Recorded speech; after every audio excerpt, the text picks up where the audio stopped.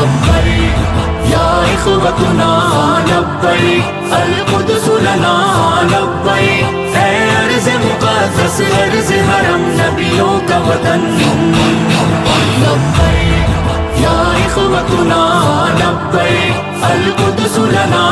لبيك. الحمد لله وكفى وسلام على عباده الذين اصطفى.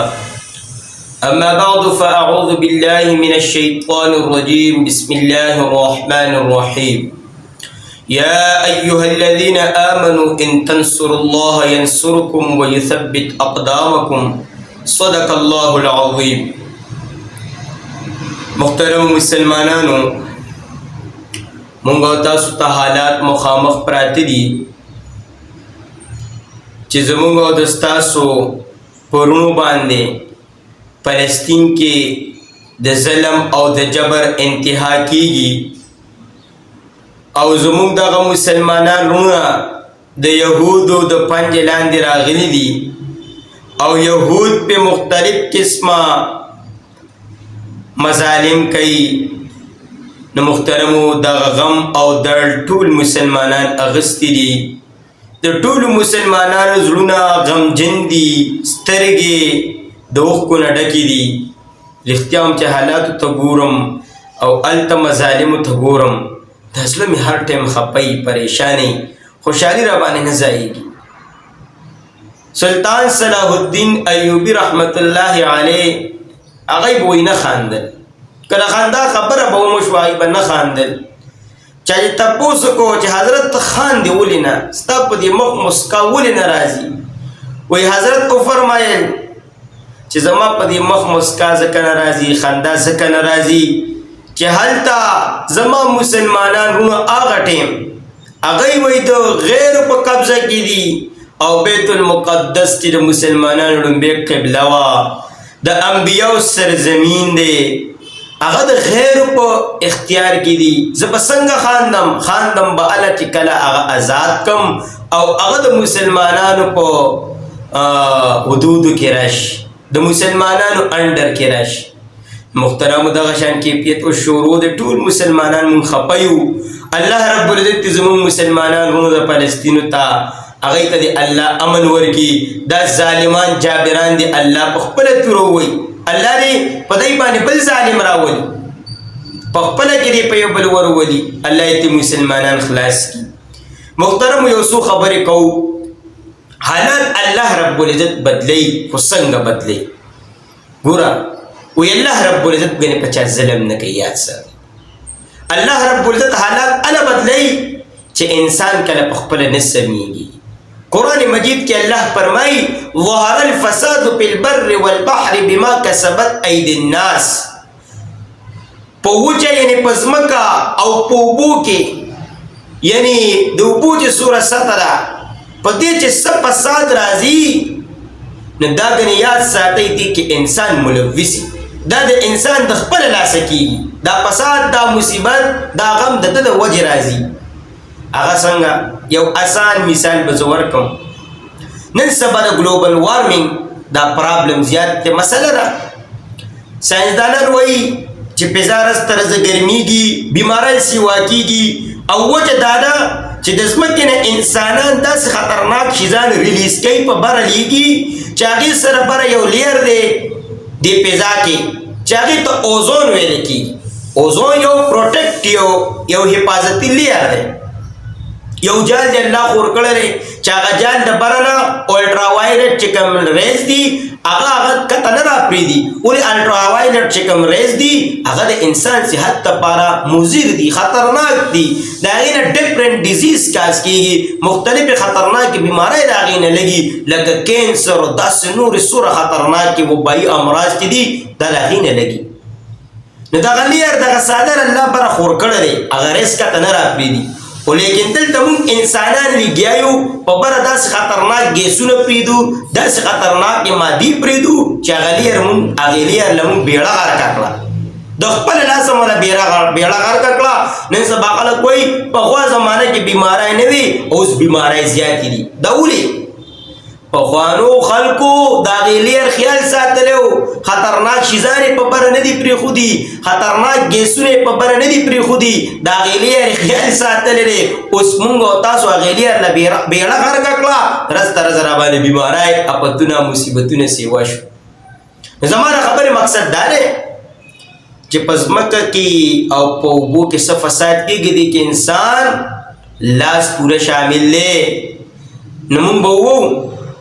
چې فلسطین دا حالات ولې داسې ګډوډ دي په دې به یو څو خبرې وکړو د خپل عبرت دپاره د خپل سبق دپاره زموږ یو ډېر لوی عالم یو ډېر لوی قابل سړی چې د هغې نوم حضرت مولانا ډاکټر شیر علي شاه صاحب رحمه الله اوس پات شوی یو څو کاله وشو د وفات د مدني یونیورسټۍ نه پی ایچ ډي هم کړې وه او ډېر قابل سړی و دارالعلوم حقانیه اکوړه خټک کې شیخ الحدیث مو ډېر لوی سړی و د ډېرو لویو خلکو استاذ تېر شوی دی ډېر لوی لوی علما د هغې شاګردۍ کې پاتې شوي دي نو هغې یو ځل خپله کارګزاري بیانوله کارګزاري دا وه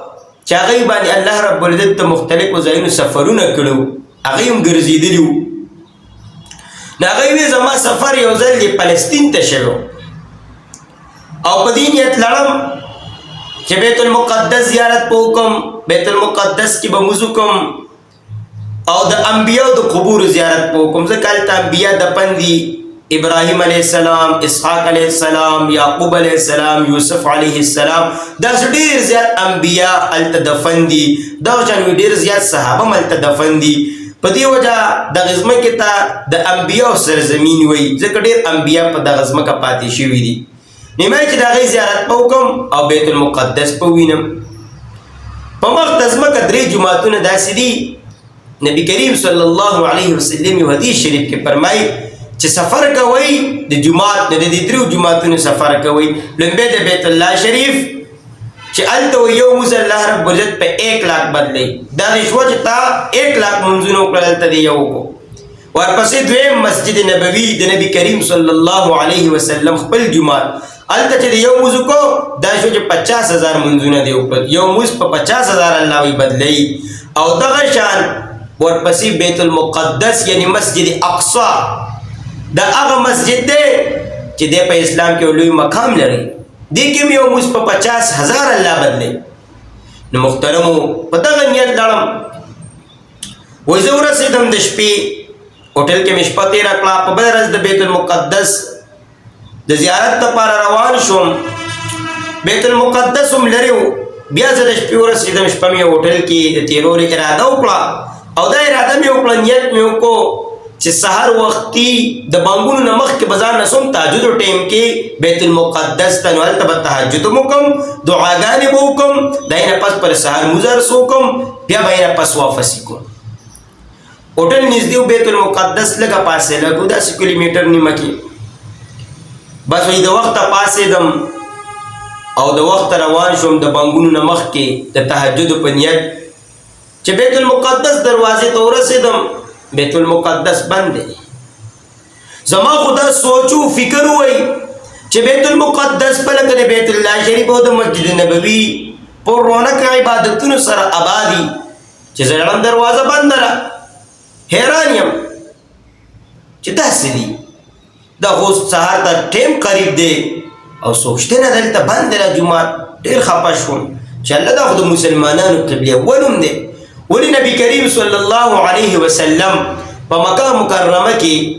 42 کاله او بیا مدینه منوره کې 14 میاشتې څه د پاسه دې ته عبادت کړی دی دا خو د مسلمانانو قبله اولم ده او د انبیاو ډېر انبیا په دې ځمکه تېر شوي دي مقدس ځایونه دي دا یاله دا بند دی ډېر خفه پریشانه ولاړ یم اسمان ته ګورم مخکې خو نقشې نه وي اسمان کیفیت معلوموم د صبح صادق لومبی صبح کاذب تیر شو ورپسې صبح صادق راوخته صبح صادق ته مو قتل لکه صبح صادق دی ته چې سحر مونځ ټیم داخل شي د بانګونو دا ټیم ما ته اندازه وشو چې دا صبح صادق دی ما چې ته بانګ هم ونه رېدو ډېر خفه ولاړ یم چې دې مقدس سرزمین ته وګوره چې ته نه بانګ اواز هم نه راځي ډېر وخت پس لکه مونږ چې څه ټیم مونځونه کوو ججمې یو ګاډی راغی موټر، هغې نه یو کس را کوز شو چې ډېر شوټېډ بوټېډ دی، ډېر سینګار کې دی، پینټ شرټ یې اچولی دی، ګیرې نشته او په خوله کې یې سګرټ دی. ګاډي نه را کوز شو. ما سوچ وکړو چې مړه دا به هم چې ته مېلمه یې مونځ دپاره به راغلی نو. هغه مېلمه چې را کوز شي د ګاډي نه، خوله کې یې سګرټ نیسلی دی، ما طرف ته راځي خو یریږي ما ته په یره ګوري. ولې زما په مخ ګیره وه او پټکې مې واله، نه ما نه یارېده وایي. چې کتل مې نو هغه د جومات دروازه کولاو کړه، چابي هغه سره وه. ما یې چې کېدای شي خادمي. زور پسې مې شاته روان شوم، مسجد ته داخل شو. مسجد ته چې زه داخل شو ومې کتل، دی راته بیا په شا یره کې ګوري. مسجد کې ډسبینې لګېدلي دي، دا کوړېدان یعنې هغه شیزونه چې مونږ ورته ګند ډړه کوو، هغه دنیا لګېدلي دي هر صف ته مخامخ او ټول د سګرټو نه ډکې دي. اوهو مسجد ته وګوره او ټول ډسبین ته دنیا وګوره. زموږ جوماتونو کې الحمدلله چې د ډسبین ولیده او ډسبین هم د سګرټو نه ډکې او دا کوم کس چې دننه شو د په خوله کې سګرټ نیسلی جومات کې مراکاږي. دا وګوره دې ځناور ته د جومات اړو احترام نه کوي او د بیت المقدس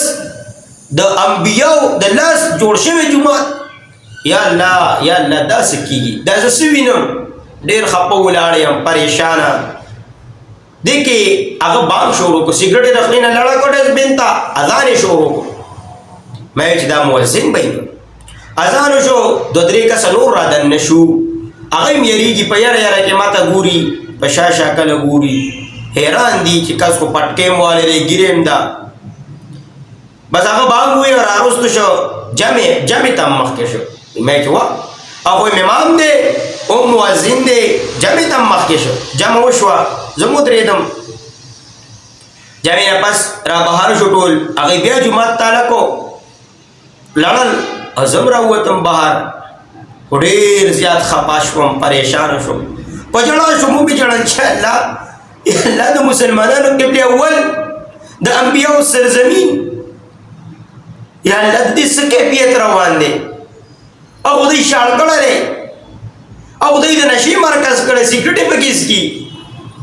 د مونځ نه خالي دی. ډېر زیات مې وژړل، خفه ناست یم، پریشانه یم. ډېره ژړا د غم نه پس سر مې خوږېده، خفګان ووالم، ډېر زیات خفه شوم چې الله دا کوم کیفیت روان دی. ستا نبي فرمایي که سفر کې نو دې دریو جوماتو ته وکایي کې یو بیت المقدس هم دی. یا الله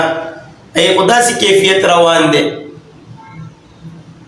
بیا دغې خفګان کې چای ته مې ړو شو. ولې پښتانه هم د چای شوقیان یو، چای نه بغیر هم ګزاره ګران یم. چېرته دا نه مې چای کاته بازار ته ووتم، بازار ته چې ووتم ډېر چاپېره نه راپسې اوازونه کېږي، یا سیخ یا سیخ. سیخ په عربی کې دی سیک ته وایي. هر طرف اوازونه راپسې کېږي ځای په ځای. اخر یو دکاندار پسې دننه شوم چې روډ ته ماته دا سیک ولې وایي؟ د تا ته سیک ښکارم، په کوم نسبت ته ما ته سیک وایي؟ راته وایي چې ته سیک نه یې؟ ما ورته چې نه انا مسلم، زه خو مسلمان یم. راته وایي چې ښه دلته خو چې کوم ګیرې والا راځي یا د ستا په شان داسې پټکې والی نو هغه خو د سیک علامت دي دلته. نو اوهو هلته مې بیا وچوېدو چې یا الله دوی خو پټکې او ګیره د سیک علامت ګرځولي دي. بیا په ژړا شوم چې دې پاکې سرزمین ته وګوره. یا الله دا روان پسې دي، د بازار حالات خراب، هر طرف ته حالات ډېر ګډوډ. بس ما په زړه کې کرل ریبل شروع کړل او ډېر پریشانه شوم. زیارتونه مې وکړل خو ډېر په خفګان زړه سره، په مات زړه سره، پریشانۍ سره. او په زړه کې مې دا کرل ریبله، په زړه کې مې دا تله راتله خبره که نن ده او که سبا ده دا حالات په الله دلته خرابوي. ولې چې کوم قوم نه سمیږي الله پې ظالم مسلط کوي، چې کوم قوم نه سمیږي الله ولا نظام الټه کوي. یاد ساتئ بني اسرائیل نه سمیدل، پیغمبران تنګول، پیغمبران قتلول، د پیغمبرانو نافرمانی کوله، د الله حکمونه نه منل، د پیغمبرانو دشمنانو موسی علیه السلام تنګ کو، خپل پیغمبرانو تکلیفونه ورکول. اخیری کې په الله یو ظالم بادشاہ راوستو چې بخت نصر نوم ډېر ظالمو لومبه خو چراغه بیت المقدس شهید کو د دې بیت المقدس یو ډېر لوی تاریخ ته د اسحاق علیه السلام ابراهیم علیه السلام جوړ کړو بیا په دې یو لوی تاریخ ته تاریخ په ان شاء الله بیا ته بیان کو نو دا بخت نصر پر راغه د ټول جمعات روان کو دې کې سونی لګې دریا سونیا سي ته وړل او بني اسرائیل کې کړل او یو ځای کې اور بلک په لوی علاقه بني اسرائیل به اور ته ژوندۍ لړا کول چې کم ځای به بني اسرائیل دي دا اولي سمیدلنا د ګناه نه تایب کېدل د پیغمبر نه منل د دین نه منل د الله نه باغیانو پیغمبر نه باغیانو سرکشو نه چې نه سمیدل الله په ظالم راوستو نیاز ساتي محترمو چې کوم قوم نه سمیږي الله په ظالم راولي الله ورته حالات الټه کی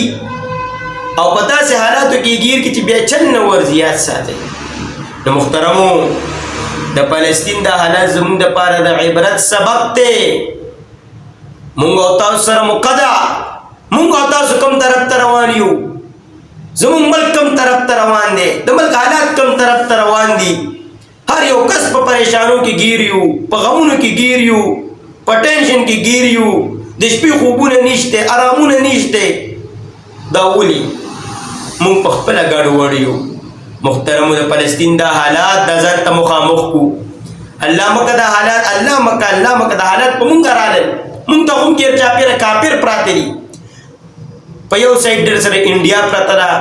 خو خلینه راته ناست ده خو غوسه راته ناست ده بل طرف تر سره چین د کافر دي کمیونست نه الله مني رسول مني الله مکه یې در باندې رالل او خدا سي قوم دي چې په انسان نه نه کوي خوري ژوندۍ خوري او خو زناور دي دی خو را سره روس پروت هم زناور دي کمیونست دي نه الله مني رسول مني محترمو په خپل ځان باندې غمجن شو په خپل کیفیت باندې غمجن شو چې ځان سم وګڼي دا زموږ د پاره یو عبرت ته الله دې هغه مسلمانانو ته آسان کی الله دې هغه ته امر ورکي دا هغه د پاره په دعاګانې غواړو الله ته بجاړو الله ته فریاد کو چې الله زموږ مسلمانان هو دي هغه ته امر ورکي او ځان باره کې په فکر من کی ګزان بسمو ګناهونه به توبه کوو الله او رسول طرف ته روانيږو جمعتونه به آبادو مدارس به آبادو د دین لمن پکلا کنيسو د علماء ملګرتیا پکلا کنيسو الله بغني زموږ حالات بهتري الله مکا مونږ هم داسې ګډ وډ روان یو رز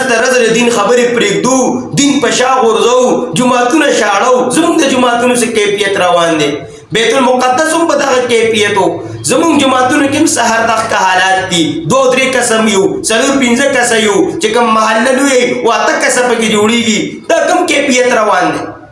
نو محترمو د خپل ځان باره کې په فکر من کیږو الله مکه دا حالات په موږ راشي الله دې نکی الله دې موږ ټول مسلمان ته امن راکړي الله رب العزت د فلسطین مسلمانانو ته هم امن ورکړي کوم ځای کې مسلمان پریشان دي غیر دي الله دې مسلمانان خوشاله ساتي الله دې مسلمانانو ته امن ورکړي دا مختصر خبر محترم وکړي په دې بخښه پکې ګناه د اسلام کوشش په یو بل کو او الله رب العزت موږ ټول د دین په لار روان کړي واخر الدعوانا ان الحمد لله رب العالمين